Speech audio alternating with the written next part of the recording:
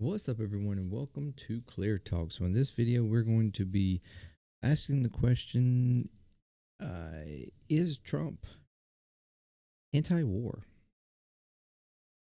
We're going to be looking at his past, the first administration, and then also looking at so far who he's picked for his cabinet and what that means for his second administration.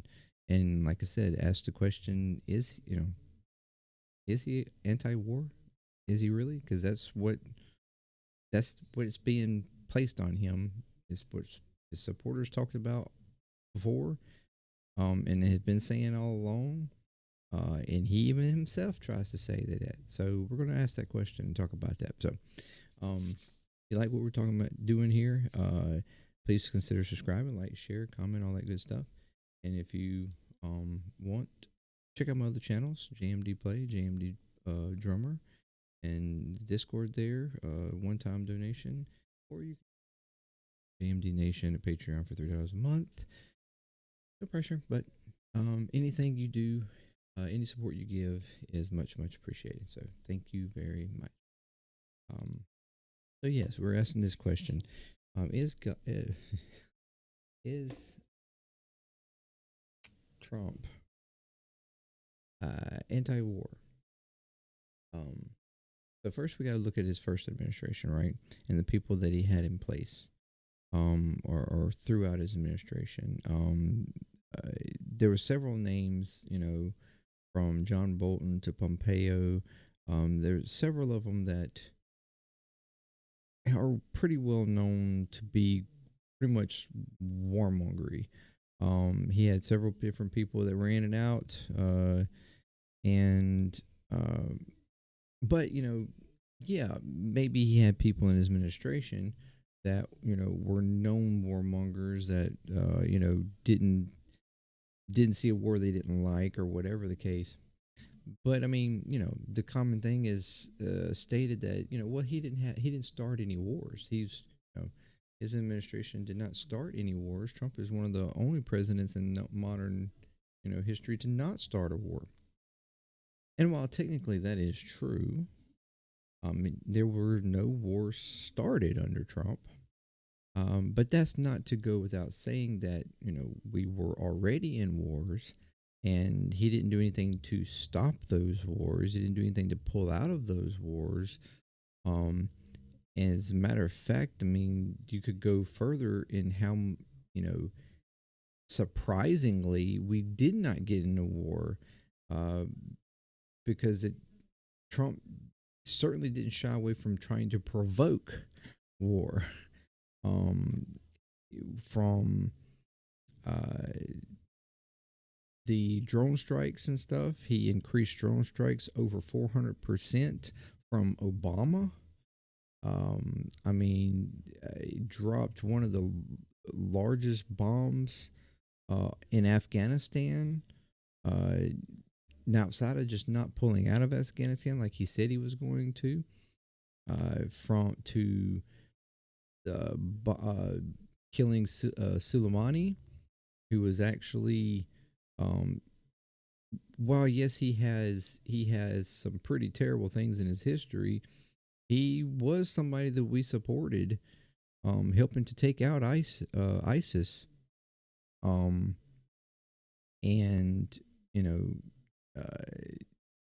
taking him out, especially as well like regarded as he was in Iran, was a step.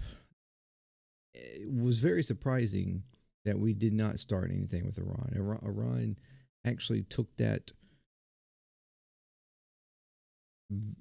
much better than I think anybody thought they were going to, um, and not actually pushing back on that any harder than they did.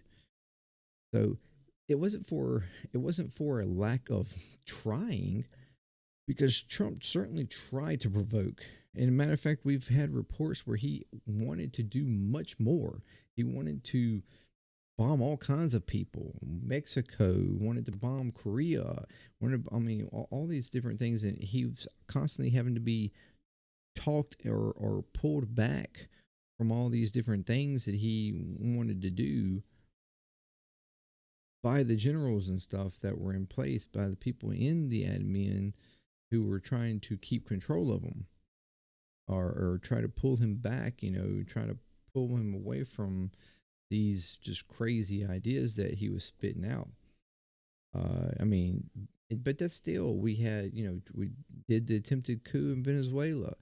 I mean, all the things that he did for Israel that, arguably helped uh, incite the idea of October 7th. I mean, from moving the embassy to Jerusalem, to and helping them annex the Golan Heights, to trying to do the Abraham Accords, which was basically joining Arab states with Israel in like um, kind of equal grounds, but that was leaving out the Palestinian people, and basically silencing them, which is all these different acts, uh, is help what kind of promoted Hamas and other Palestinian groups to ultimately do the events of October 7th. And trying to basically say, hey, you're not going to forget us. You're not going to push us aside. This is an issue, and it is going to be addressed, and that's what they've been trying to do all along. I mean, this for the suppression and uh,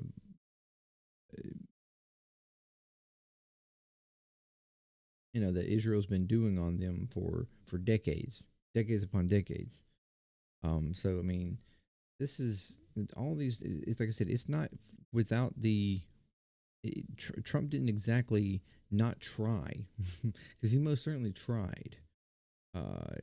Just lucky for us, really, that he was held in check, and that others that in the scenario decided not to really go too far with it, or like take it too personal to the point that they actually engaged in warlike activity with us. I mean, so to act like he, just off his first administration, to act like he was not, that he was anti-war is a bit of a stretch. Um, but now looking at members that he's putting in place now, uh, he's filling his cabinet again with warmongers. Uh, he said that he didn't bring back Pompeo, um, but he brought back the guy who pretty much was Pompeo's uh, like teacher, like head man, like was in cahoots with him. A good friend of his, and I mean, like that. Um, I mean, he's filling up several with other people. The one that he gave the position for the UN ambassador and stuff. The Steph, what's her name? Stefani or whatever the hell her name is. She's been known. She's constantly pressuring for pro-Israel stuff. Uh,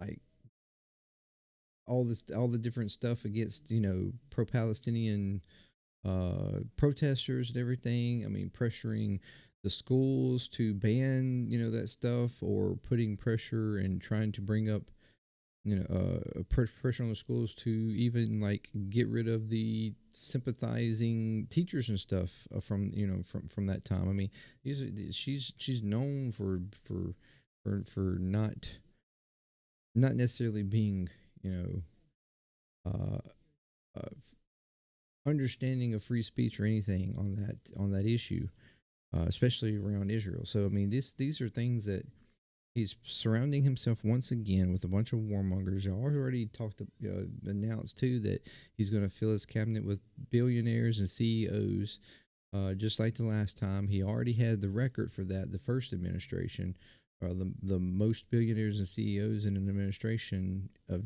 any president, and he's looking to do that again. So he's filling his cabinet again with all these different people who, in theory, those who voted for him thought or voted in a way where they're, they're to take out, that whole drain the swamp, to get rid of the, to against the elitists and stuff, like, they say that they claim that Trump is not a he's not in the elite, he's not in the swamp, the institutionalized, like, parts of Washington, but he is. I mean, and when I'm not talking about just since getting into, like, being a politician in 2016, although yes, even since then he has pretty much been the swamp. He has catered to the swamp this whole time, and to the rich and powerful and wealthy this whole time. But even before 2016, he's not new to politics. He's not outside of Washington. He's been delving and dipping his toes in politics for decades. Trying to influence policies and everything else for decades. I mean, this is nothing. Everybody acts like he just got into politics in 2016 and didn't even want to be president, but just he just became it, and then this is magical thing. No, he's been talking about this for years. He was, and humoring it for years. He's, like I said, been trying to pressure policy for years, just like all wealthy people do. I mean, this is not really new for him. He's not.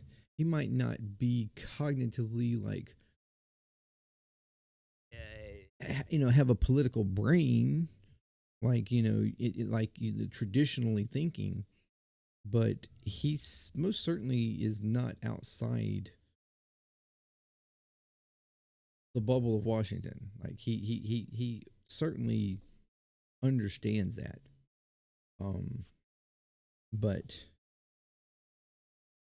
once again, he's filling himself around with people who, like I said, don't have no problem with wars. They're already he's already talked about. I mean, you had so many people vote, for because of their concerns with Gaza and the things going on in the Middle East, but yet he talked about this whole time that he was going to let Netanyahu do what he wants. He was going to let him finish the war, finish the job. That's what he says, giving him what he needs. He's had this whole thing all this time against Mexico with the cartels and stuff. He's thrown around all that, going to war with Mexico for that. Uh, he hasn't really talked a whole lot about that during the campaign, but that's something that he previously touted a lot about. And then immigration, the whole immigration thing is going to cause a problem. It's just this. He is not.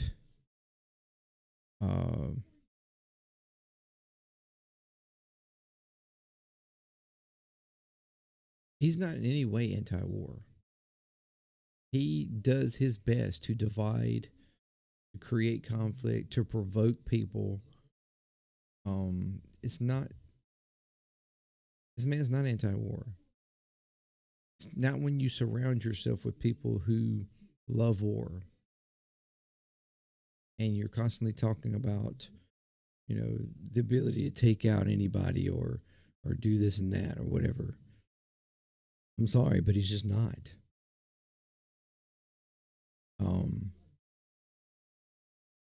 And while, it was good for us that he didn't start a war, his first term. But I'm not completely confident that it won't be one started this time somewhere, or to perpetuate further into a war and get us actually actively in somewhere that we aren't right now, technically. Um,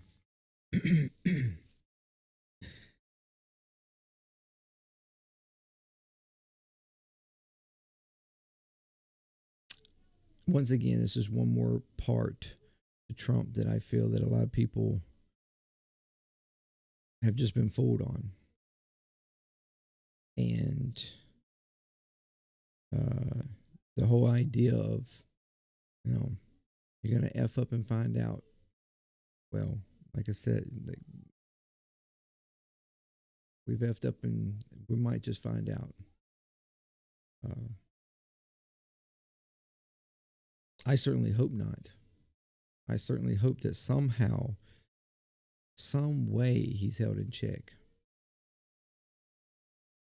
I just feel like it's not going to be the administration this time. There's not going to be people around to hold him, because it seems to be the whole point this time around is to not have people in his way, to allow him to do what he wants and to do what he says. So honestly, it looks like this time it would have to be up to the American people to keep him in check. Probably more like his supporters keep him in check. So I have to question and ask, are you willing to do that? Will you actually pay attention and notice when something is not going the way he said he was going to do it, and actually hold him in check? Or are you just going to go along like you've been this whole time and believing everything he says?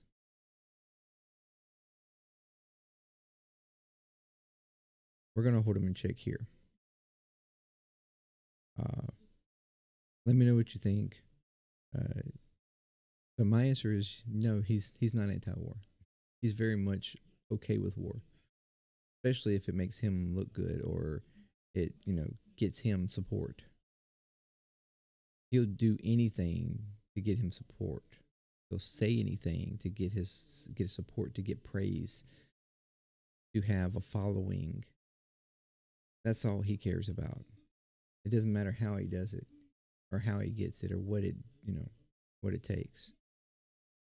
He just wants that clout like feeling. So, anyways, let me know what you think